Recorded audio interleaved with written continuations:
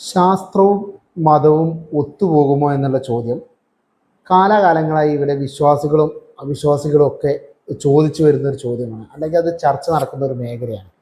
അൻവർ എന്ന് പറഞ്ഞ ഒരു വിദ്യാർത്ഥിക്ക്, 9ാം ക്ലാസ് വിദ്യാർത്ഥിക്ക് അമേരിക്കയിലെ ഒരു യൂണിവേഴ്സിറ്റിയിൽ നിന്ന് തിയറിറ്റിക്കൽ ഫിസിക്സിൽ പ്രബന്ധം അവതരിപ്പിച്ചതിൻ്റെ അടിസ്ഥാനത്തിൽ ഒരു 10 ലക്ഷം രൂപ സ്കോളർഷിപ്പ് കിട്ടിയതുമായി ബന്ധപ്പെട്ട് ആ കുട്ടി ഇപ്പോൾ സമൂഹ മാധ്യമങ്ങളിൽ നിറഞ്ഞു നിൽക്കുക. അനോമലീസ് എന്ന ചാനലിലും ഈ കുട്ടിയെ വിളിച്ചൊരു ഇൻ്റർവ്യൂ നടത്തുന്നുണ്ട്. ആ കുട്ടി സ്വാഭാവികമായിട്ടൊരു ശാസ്ത്ര മേഖലയിൽ ഒരു നേട്ടം കൈവരിച്ചു എന്ന് കണ്ടപ്പോൾ ഈ വിശ്വാസികളായിട്ടുള്ള മതവാദികളായിട്ടുള്ള ആളുകളെ ആ കുട്ടിയെ ഇൻ്റർവ്യൂ ചെയ്യുന്ന സമയത്ത് ആ കുട്ടിയോട് ദൈവത്തെക്കുറിച്ച് ചോദ്യം ചോദിക്കുന്നുണ്ട്.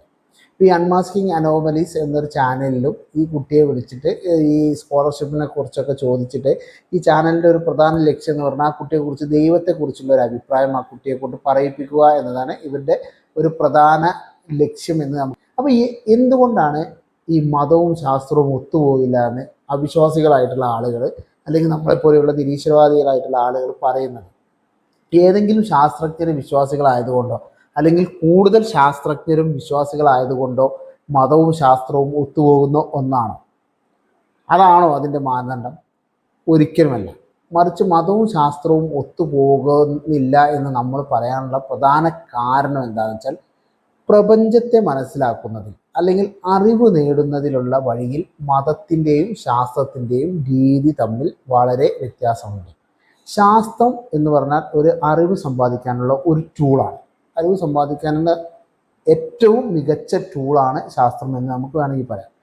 അറിവ് സമ്പാദിക്കാൻ വേണ്ടിയിട്ട് സാധാരണ നമ്മൾ ഉപയോഗിക്കുന്ന പല ടൂളുകളിൽ ഏറ്റവും മികച്ച ടൂളാണ് ശാസ്ത്രം എന്ന് പറയാം. അപ്പോൾ ശാസ്ത്രം പ്രപഞ്ചത്തെക്കുറിച്ച് മനസ്സിലാക്കുന്നത് അല്ലെങ്കിൽ ശാസ്ത്രം പ്രപഞ്ചത്തെക്കുറിച്ചുള്ള അറിവ് നേടുന്ന രീതിയും മതത്തിൻ്റെ പ്രപഞ്ച വീക്ഷണവും അല്ലെങ്കിൽ അറിവ് നേടാനുള്ള രീതിയും തമ്മിൽ വളരെ അധികം വ്യത്യാസമുണ്ട്. ശാസ്ത്രം എങ്ങനെയാണ് അറിവ് നേടുക?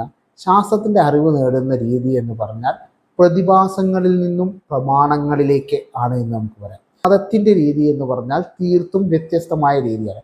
മതം പ്രമാണങ്ങളിൽ നിന്നും പ്രതിഭാസങ്ങളിലേക്കാണ് മതം മുന്നോട്ട് പോവുക.